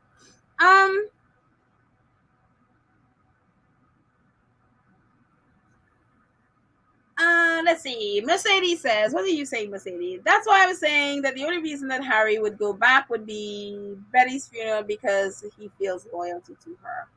I mean, I would totally see him going back there. I mean, I wouldn't be surprised if he went back for other, say Invictus something or one of his charities something. I wouldn't be surprised. Maybe not, but until they have this security stuff fixed, and I'll talk about security stuff maybe tomorrow on tomorrow's episode. But yeah, until they get that stuff fixed, I don't see that. I don't see it happening. And that whole security stuff, I know they are throwing a fit because now he's suing the Metropolitan Police.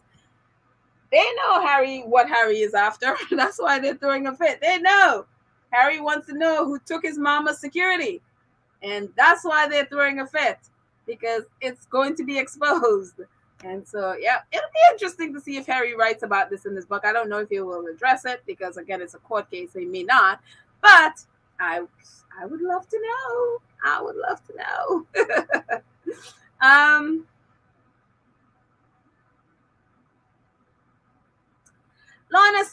Lorna's talking to Church Nelly. There's a rumor out there that the fact that Putin has cancer, he has nothing to lose, even if he goes to International Criminal Court for crimes against humanity. I don't know if he has cancer. I know people, there's this, I mean, and again, videos can be distorted. So I don't know if what I saw is true, but he does look, not at least in some videos, like he was not well or something. And he didn't look as the vibrant person that he, very energetic, I should say, person that I've seen in video or in interviews before. Definitely looked like something was happening there. I don't know what's happening with him. Of course, he's not going to tell. But something needs to happen there. I mean, definitely crimes against humanity. I don't know. And I don't know. I'm not in government. But I mean, definitely should be charged with crimes against some of the, that's just, yeah. But world leader seems to be afraid of him somehow. That's what I'm seeing. They definitely seem to be afraid of them. Joy says, Harry and Meghan will go back for other things, but I do believe that that he will raise his children outside of that island, even though they have dual citizenship. Yeah, I don't see Harry and Meghan raising their kids in that country at all. That's why, I mean, Harry says he doesn't want his kids being raised around that culture, royal culture. So hence they live in the US. And yeah. Let's see. Oh, Gail, thank you so much. Thank you for a super sticker. Thank you. I appreciate your support. Always supporting, Gail. Thank you. Um,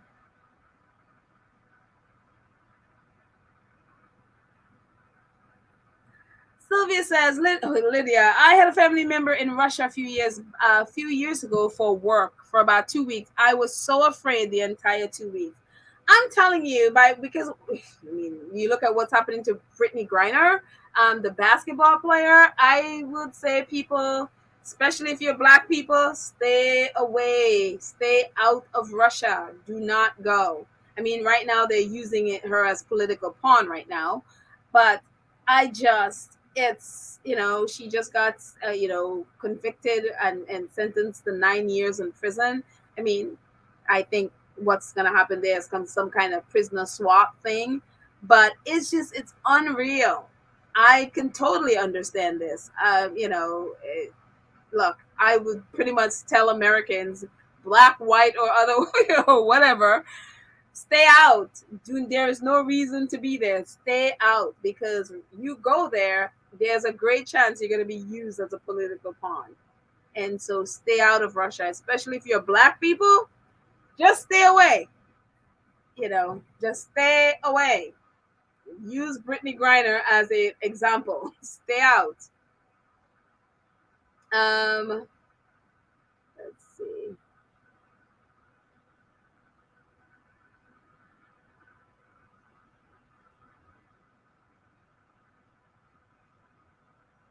I am scrolling up. Matilda. Hey. Oh, wait, Matilda. I had you before. Let's see. Oh, Meghan is a strong woman. And this is that is Mama Doria's replica.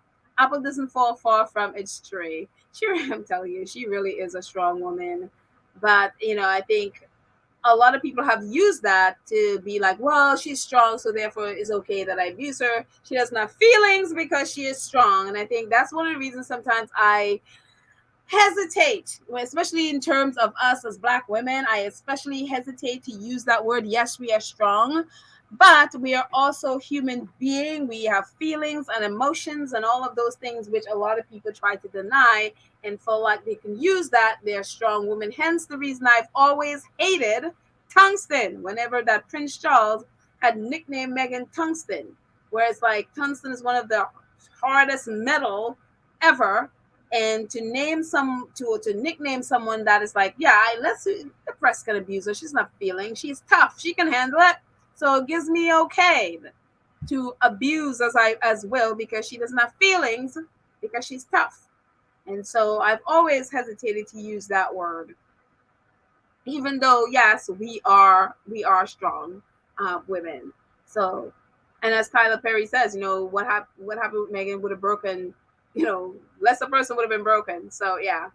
Yeah, let's move on. What else have I got there? Thank you, Matilda.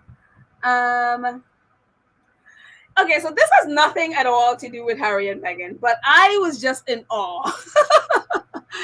And she is one of Meghan's besties, and I was just like, Adam Petcash, I guess, tweeted this. I think it was yesterday or something, about Serena Williams. Like, she is on pace to become the first female athlete billionaire, and we know like Rihanna, who obviously is not an athlete, but she is also a billionaire, and it's just amazing and wonderful to see black women use, whether she come from a sports world, entertainment world, whatever, but slowly, climb that, and I don't even want to say ladder, but build and build and build to where they get to this place. And again, we just saw how Tyler Perry has been able to use his billions to help Black people and help build up and help, lift up Black entrepreneurs and whatever, and invest in stuff. And what Serena has been doing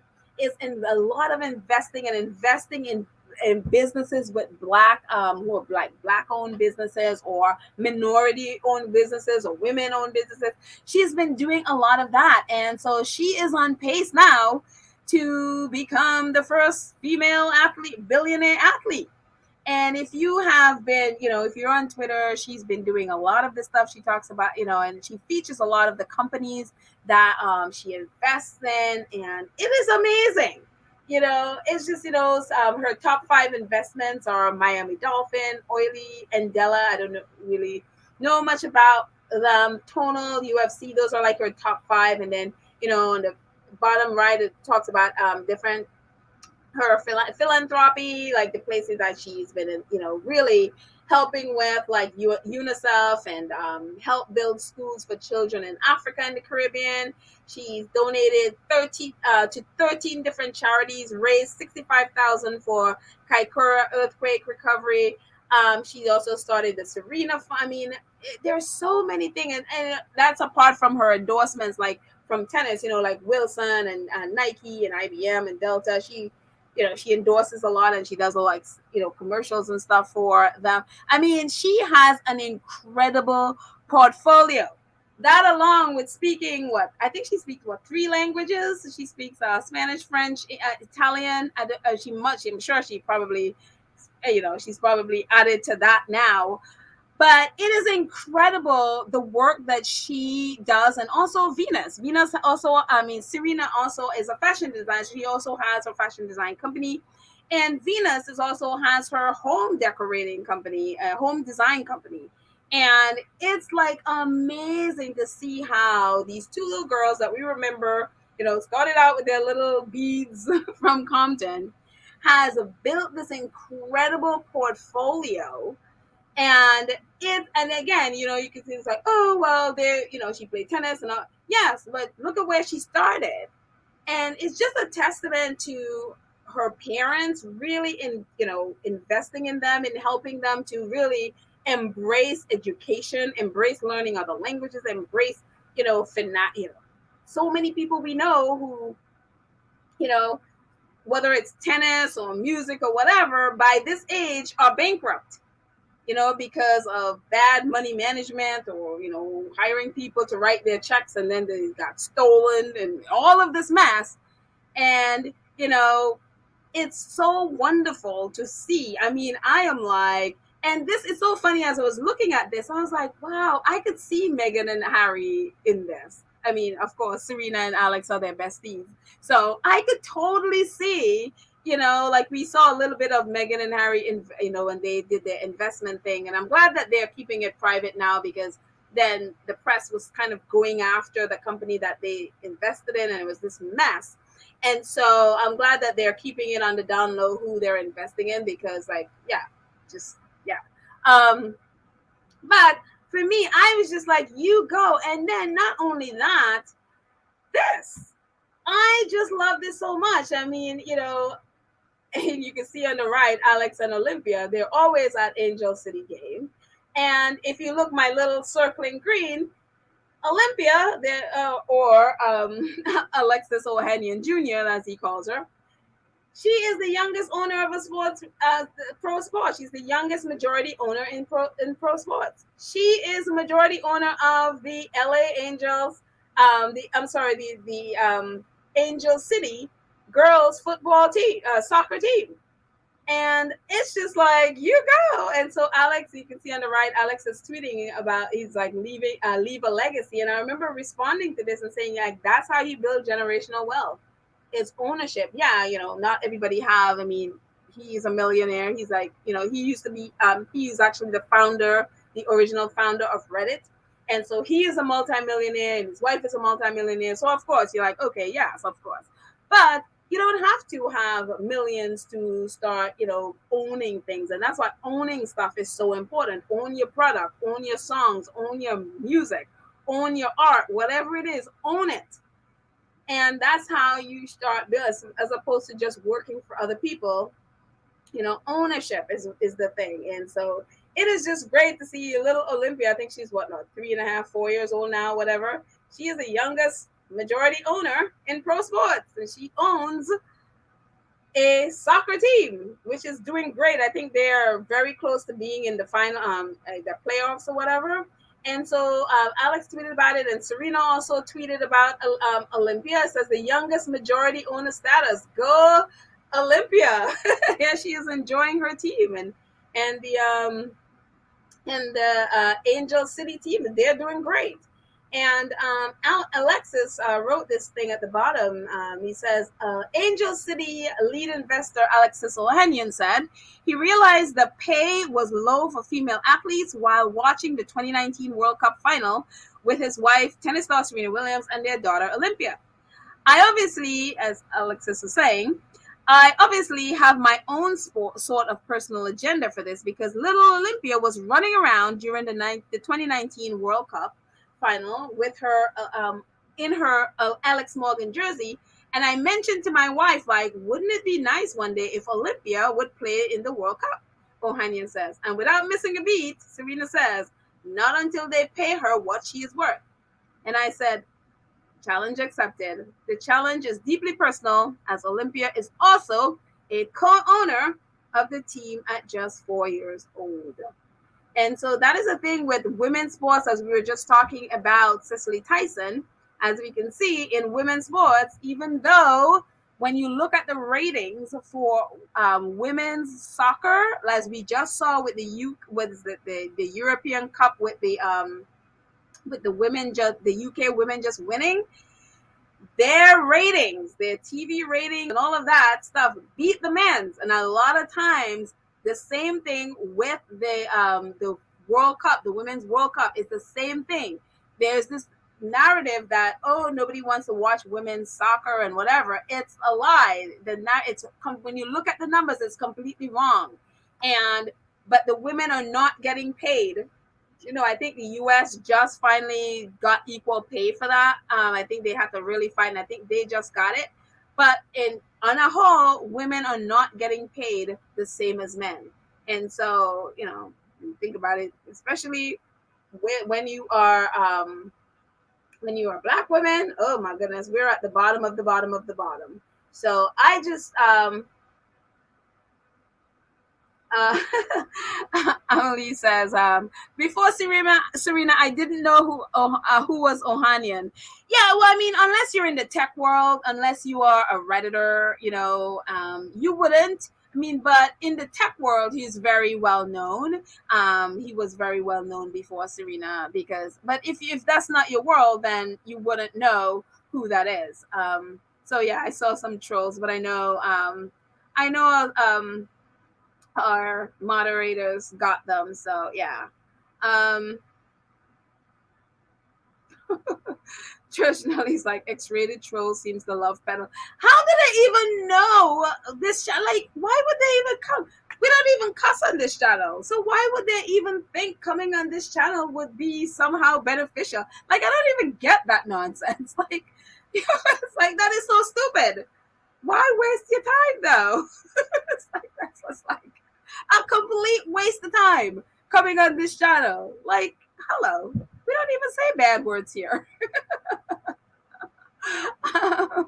Lydia says she looks like her dad so much. She does. I'm telling you, Olympia is literally his junior. Like, he calls her, her name is literally Alexis Jr. That's her name. And he calls her Junior a lot. It's like he just printed himself on her. And those two are like best friends. I love his relationship with Olympia. They literally are like best friends. So I love it. Oh, Nash, thank you so much for your super sticker. I appreciate your support. Thank you, thank you, thank you, thank you. You guys are awesome. Thank you so much for supporting the channel. I appreciate. So thank you. Let's see.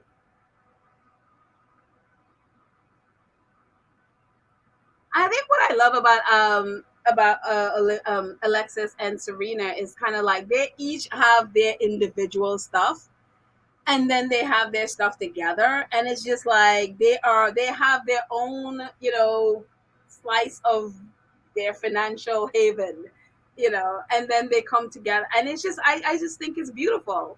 And it is great how they support each other. I just think it's wonderful, so for the people. And it's so funny because I heard someone, and I think it's one of those silly people on Twitter, so basically trying to, saying that Serena got with Alexis because of his money, and it's just like, are you serious? You can't be that stupid. You literally can't be that stupid. But apparently they are. But it was just really, anyways. Yeah. Moving on from Serena. And again, I just thought it was interesting, again, this has basically nothing to do with the Sussexes, but again, they are besties. So I was just like, I could imagine this model being Harry and Meghan's. I could totally see this, and especially when we see, like, whenever Harry and Meghan, they donated, like recently when they donated to a friend that lost their son. Harry and Meghan donated it in the name of Lily and Archie. They did the same thing with other donations in Africa with the swimming pool. They donated in their name. So I could totally see this model happening with them. So it's kind of cool. So yes, it is. Moving on, total change of subject. Talk about Invictus Games. I just love how they work. I love how they really support each other. And this is Invictus Games Australia. It says, we are proud to announce the NAC Australia's premier partnership with Invictus Australia. We are thrilled to be able to aid Invictus Australia in their commitment to provide the well-being and support mechanisms to return men and women from service.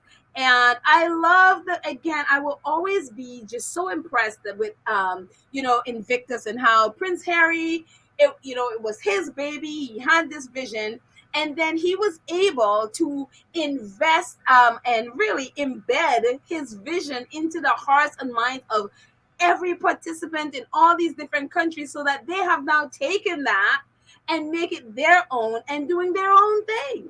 And it's just so, for me, it's just wonderful to see, this, because again, this is Invictus Australia. They are having their new partnership, and NEC is a tech company that's going to help them with, I guess, different things. Invictus, there's a whole bunch of stuff that is apart from the games itself that benefits the soldiers, whether it's,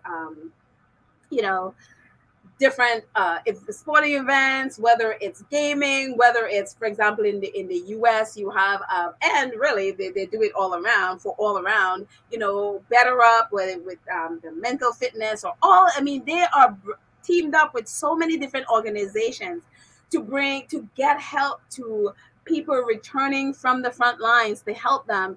And for me, it's so great to see all the different ways that they are teaming up with different organizations, to whether it's with this company, it's a tech company, to some innovative things that they're going to be doing to help the soldiers. And it's just, for me, I think it's just the most incredible thing. And again, coming from your vision is successful when you are able to get others to buy into that vision, and then run with that vision and make it theirs. And it's just like, you would never know that vision belonged to somebody else in the first place. It's like they came up with it themselves. And so Prince Harry has been so successful in passing on that vision, and it's so great to see all these other countries just run with it. And it's just like, whether Prince Harry is a part of it or not, this vision is so much bigger than him. And it is, for me, I just think it's absolutely amazing. So kudos to to Invictus Australia. I look forward to see what NEC is going to do with them. It is just, I just think it's fantastic, what they're doing. And squatties are awesome. Not just Invictus, squatties are awesome. As you know, we're in the middle of doing a fundraiser for Cynthia Valley. We'll get to that next. But a couple years ago, we did one, the Meghan and Harry birthday celebration, which Harry and Meghan, I think we raised about $150,000, and then Harry and Meghan came in and they jumped in and they matched it, and so they ended up with like $350,000 for CamFed. It was amazing. I mean, we're all celebrating. Well, CamFed has given us an update on that wonderful fundraiser. They posted this yesterday. Shout out to the Sussex squad for lifting up women and girls. Your generosity has so far supported 160 women, including 60 healthcare workers, 22 from Zimbabwe, 21 from Zambia, 17 in Malawi, and 2 in Ghana. Thank you for supercharging our global sisterhood. And then in the middle, he says, your support has given us wings. Thank you from the CamFed Sisterhood. And it's just so awesome. And on the right, it goes on to say, we are even more excited to report that in total, your 2020 Inspired by Meghan in hashtag Inspired by Harry fundraiser with the match from the Duke and Duchess of Sussex supported a total of 161 women in higher education, including engineering, media, and agriculture. I'm telling you, Sussex Squad is awesome. If you have not given yourself a clap, a high five, a yes, whatever, this community is amazing. That's why we are hated. We give like no one else. It is amazing. You know, that on top of last year, we did Minor Mahila. I mean, it is just unreal, the things that we've been able to accomplish, and the organizations that have benefited from the generosity of this community. You guys, we are a part of something amazing. And I am blown away by the squad. Oh, thank you. Thank you so much, Marcia. She's giving. You know, talk about giving. Thank you, Marcia Delvis. Appreciate your super sticker. Thank you for your support, as we also support CamFed, and now we're doing Cynthia Valley. But thank you so much. I appreciate it. But yes, so this is, I mean, it's unreal to do that. And, you know, again, Harry and Meghan jumping in there and matching our donation. I mean, 161 women supported in higher education, including engineering, media, and agriculture, because we gave. And, you know, again, even if you don't have money, don't worry. You can also support by sharing the fundraiser, by talking about it, by, you know, liking, supporting. All of it matters. We are all in different financial situations, so don't feel bad if you can't do like money. Support, share the fundraiser, you know, high five, applause, whatever, be the cheerleader, whatever way you can give is so necessary and so needed and so appreciated. So thank you, all of you who have been giving. So I'm telling you, our squad is awesome. And this is the new fundraiser that's going on. I'm sorry. I mean, we're also really ridiculous. I mean, the goal was $10,000. $10,000 was obliterated on the first day. It is not talk about 100% complete. It is now at 248%. That was when I did this earlier today. So I'm sure it's way above this now. But from, you know, again, the goal was 10,000. We are at $24,862 for Cynthia Valley. I mean, seriously, it is amazing. When you look at, you know, you think of others on the internet, who shall be nameless, desperately trying to rally a bunch of hateful people to do a fundraiser, and nobody responds, only to see the Sussex squad, the hated Sussex squad, within one day obliterate 10,000. Like 10,000 is nothing to us. We can do that in an hour. You know what I mean? And I'm telling you, we're at 24,000. this started on the 4th. Today is the 6th. And then we're already double that, more than double that amount. And it's just like, you guys, Sussex Squad is amazing. So keep giving, keep fighting, keep, pushing back. Really, some of the only people that push back on crazy narratives and call out the lies and all of that stuff. And we do it in all different ways. We all have a different ways of doing things, which is fine. So, but I just think this is amazing. Absolutely. I am blown away. So, yes. I just think. Anne says the International Sussex Squad is becoming a force to be reckoned with. We are a force to be reckoned with. That's why people are constantly like, there was somebody posting something the other day like, yeah, we are looking into the leader of such, and it's just like, we don't have a leader. Like, look at the squad. We're just an organic group of people from all over the world because they think they can, they think they could take the Sussex Squad down. Like, yeah, good luck with that. Good luck trying. I'm sure. Yeah, you might want to just think of doing something that's beneficial to you, because trying to take down the Sussex Squad, and I don't think you're gonna do that. So, because again, we are all over the world. There is no leader. Just like, so Lydia says, Pedal, I added the link. Can you pin it? We are over 25. Oh, yes. Where's the link? Let me look for the link. Lydia says she just linked it. And the link is also in our show notes. In the show notes, it's already there. So if you want to, okay, that's the link right there. Let me see if it will allow me to pin. Is this wait. It has, Lydia, this isn't allowing me to pin. It has a star. And what I remember about star, if I hit star, you will be lost forever. And so, no, I'm not hitting that star thing. I don't know from here how you pin things. Oh, shoot. Let's see. Can I? Okay, so that's okay. What I will say is, in the show notes of this podcast, it's already there. Look in the charity section. You will see the link. It's already there. I put it there earlier today. So along with all the information, all the links to everything we talk about on the show today, you will find them. It's already there in the show notes. So Lydia, I have to, when I'm done with this podcast, figure out how to pin things, because I don't want to hit that star thing and then you get lost forever. I don't want to do that. So yeah.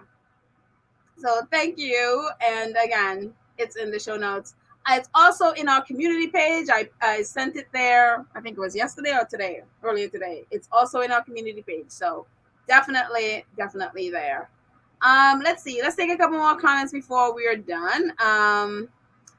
Karen says, I'm so excited of what we're doing, and the sustainable growth we are seeing makes me wonder what was all for 70 years. The people in these countries should have so far ahead.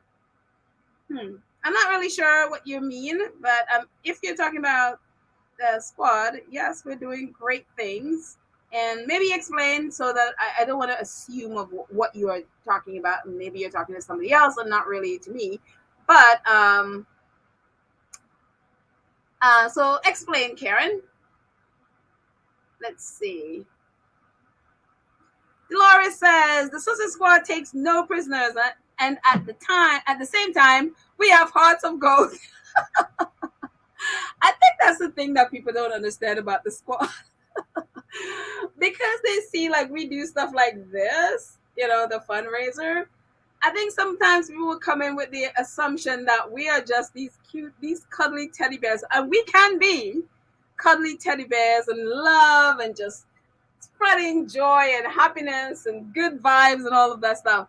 But do not cross the Sussex Squad. Don't get on our bad side, or you will regret it. You will probably regret ever coming on Twitter or whatever social media platforms. Do not cross the squad. We don't play when it comes to our faves. We are completely biased. We are petty. as all heck. As you know, I mean, that's our motto here. We are biased and petty and we don't care. We fully embrace it. So we are definitely cuddly and wonderful, but do not cross the squad. Do not come after the Sussexes at all, because then you wouldn't like us. You really wouldn't like us. You know what is that that green guy? What is that green what is the superhero green guy? And he's like, don't make me angry. You wouldn't like me when I'm angry. Hulk. I think it was Hulk. I think it was Hulk that it said that. Yeah. I think that's yeah. Hulk. Yeah, I think that's him. It's like, don't make me angry. You wouldn't like me when I'm angry. That is the squad. Do not get us angry. Do not come after the Sussexes, because we will come after you. Oh, thank you, Lydia. It's like, no, stop, please. That's what I thought, and that's the only option it would give me. When it comes to pinning anything, I don't see any option here that I have to pin. So again, and I do. That's what I remember about this law, because I don't want to lose you. Um, um, yeah. Let's find some more. Oh, Pedro, we are traumatized when you guys said stop. Sorry. That's the only thing I saw.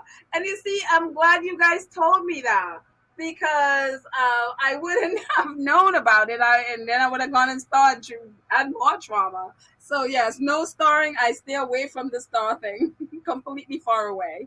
So no traumatizing, just calm. In fact, let's put on some calming music. Let's see, to bring this down. Let's see, calming music. Sorry if I caused any undue stress. Let's do. I brought in some new music, so let's huh,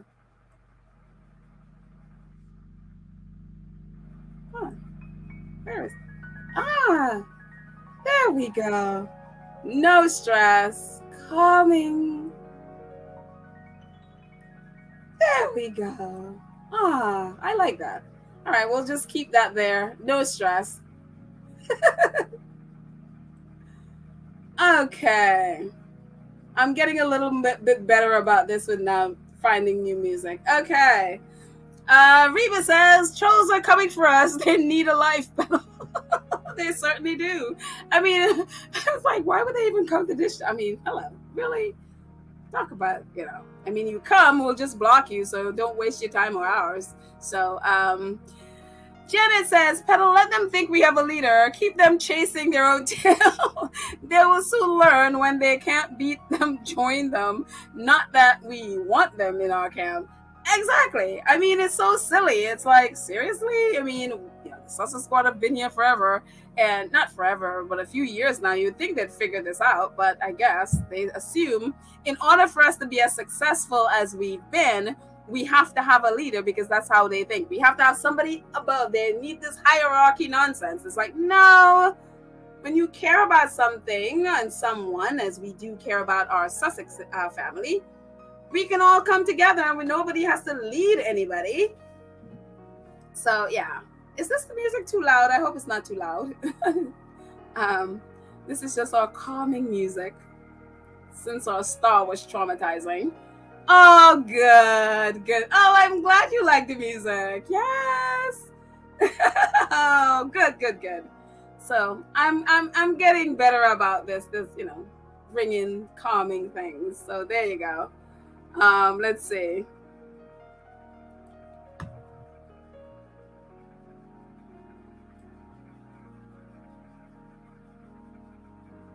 Let's see. Oh, good. I'm glad you. Oh, wait, you can't hear it? Turn up your volume, because if I put it up too loud. Oh, wait. Royal says you can only pin from a YouTube chat. It doesn't work for StreamYard. Oh, okay. Thank you so much, Baron. Because that's what I was just saying. There's no options in StreamYard, which is what I'm streaming from. And so there's no option on StreamYard to pin anything. So, and because my computer is seriously lacking in space, I can't really open, I don't trust to have YouTube open while I'm doing StreamYard, because I just have too much junk on my computer and have to take it in. And I've been delaying taking my computer in to clean it up and add more space. That means my computer would be down for about a week and something. And I'm like, I have too much work. I can't do it. So, yeah. So at this moment, I can't pin anything, and we stay away from that star word. So thank you so much, Baron. I didn't know. Baron helps me so much. I so appreciate it. Let's see, a couple more as we enjoy the calming music.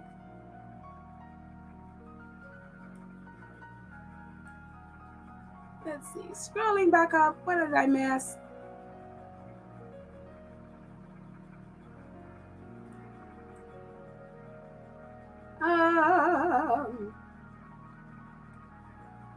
Lydia says, we are good people, but we will defend this and support the Sussexes. That's right. We will defend them. We will come after you in every way. And so, again, that's why many, especially in the British press, absolutely hate us, because we really are the only ones that call out their lies and post receipts so that the world know, they cannot rewrite history. And so we will not allow them to do it. So that is, yeah. Let's see. Sistren says, Petal, I saw birthday tweets from various fashion magazines from around the world. Oh, that's awesome. That is awesome. I assumed there would be. I was a little bit busy with the kids, so I missed quite a bit. And so, yeah, I assumed there would be. And yeah. And I'm glad that, I'm so happy for them. I think that Tyler Perry, his tweets and his letting us know that they're fine, it did so much for my heart. Like, it really brought me to tears. Like, I felt like I don't know, I didn't realize I was holding my breath, but I think I was holding my breath because I just was able to exhale. And then it brought tears to my eyes because I was so wanting that for them. So that really made my day. Oh, Kat Harlem, thank you so much for your super sticker or your support. I appreciate it. She says, Petal, know the power of the squad. Some people try to use the squad to bring attention to their name, tweet, etc. Nice mellow music. Oh, good. Yeah, I mean, people are opportunistic that they would do this sort of thing. They are definitely very opportunistic. So you would see this stuff a lot. But, the squad is it's one of a kind, I mean, and different organizations raise funds for stuff, but it's just the consistency with which we do it. It's amazing. It's amazing. And the amount of money that we raise, and then the passion with which we defend our faves is unmatched. It is absolutely unmatched. And I just think we're amazing. I mean, a little tooting our horns here. I don't care. I honestly don't care. Let's toot our horns. Legs, thank you so much. I appreciate your support. Says, thanks for the take. I love your podcast. Not that it is the intent, but royal family needs to be taken down a peg. Like, seriously, like, really taken down a peg. I'm here to abolish the thing, so I'm all for go all the way and just get rid of it the whole bit, so that's where I am with that stuff. So yeah, a couple more before we head out. I'm gonna go for a long walk, get some. I realize it's so funny with teaching. I realize that I've been in my house most of the times because we're doing it online, and it's just like, oh my gosh, I have to like remind myself, no, get out, get away from the computer and go for a walk. It's just amazing.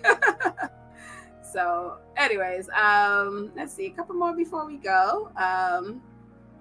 What is it with these adult sites? Lord, I know it's just, what is it with my podcast? Why? Cookies and Cream says, I truly appreciate the love that was shown to our Princess Meghan on her birthday. She truly deserves that and more. She has a heart of gold and absolutely deserves it, and she does. And I always remember Nacho's wife, sorry Church Nelly, Nacho's wife talking about she has such a big heart and such a wonderful heart. And you don't want for me again, it's like you come against somebody like that, it's like killing a mockingbird. You don't want to do that, no matter what you think. And she does have a wonderful heart, and all the people who know and have met her, that's what they keep saying about her. And that's why we love her and love Harry and love our Lily and Mama Doria and a baby and big boy Archie. So there you go. Let's see. Venzola says, Pedal last night's Special K thoughts treated us with some birthday music for calming purposes. Oh, that's awesome. Aww. But let's see.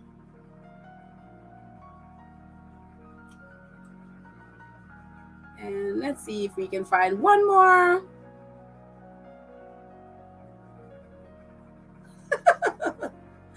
Oh no, Church Nelly. Why? Pedal squatties are getting Peggy in the live chat. Storm. Who is going? No. We're not going to traumatize anyone by starring. So, anyways, let's see. Darlene Anderson says, this has been a great podcast, Pedal and Squatties. May the rest of your day be calm as the music and as peaceful under the tree you choose. Have a great rest of the evening. Much love. Oh, and we're going to end it there. Thank you. What a perfect post to end this with. Thank you guys so much for hanging out with me. As I said, I missed you all so much. I missed you. And as you can see, I have a little, I don't know, I wanted to add a little bit of curve to this, the colors of our podcast colors. And I love this green curve. It just brought, I don't know, I think of femininity when I think of it. And so I've added that to our little, I guess logo thingy. So welcome. But thank you guys so much for hanging out with me. If you haven't already, please, I'm going to put a little scrolly banner at the bottom there. Please subscribe and hit the notification bell so that you know when we drop a video. Hopefully it works. And if you're having problems getting notifications, please unclick it and then do it again and see if that works, because sometimes I guess it just needs to redo itself. I have the same problems with Baron's podcast that I don't get the notifications, so I keep trying to do it. So anyway, please help us grow the channel by sharing. Well, first, like this video if you do. We'll appreciate you liking this video, and share the video with your friends so that you can help us get to 5,000. We want to get to 5,000. And you can also join our channel where you support us monthly. Thank you so much, all our wonderful members who have already done so. I appreciate your support. I appreciate all of you, your support here today as well. All of you who have bought super stickers, super chats, super stickers, who some of you support with the super thanks at the bottom of the video, which you can also do. And some of you support us by, Cash App. You also do PayPal. I mean, we also have the merchandise that you support us. Thank you. Again, none of this, you are obligated to do any of this, but we appreciate you doing it. It is really, really, really amazing. Thank you. Thank you so much, guys, for hanging out with me on a Saturday, a very hot Saturday evening. I look forward to hanging with you again. Hopefully we can do this again tomorrow, Lord willing. And yeah, thank you. And we shall end it and bring in our closing music. I'm really happy that this music is called In the Throes. Don't ask. In the Throes is what it's called But thank you guys so much for joining us. And joining me, I guess it's just me and you. So thank you so much, and I will see you next time. I love you all. Bye, guys. Let's get this up here and here. There you go. And take this out. There we go. There you go. I'm learning. Have a great day, guys. And I will talk to you soon. Bye.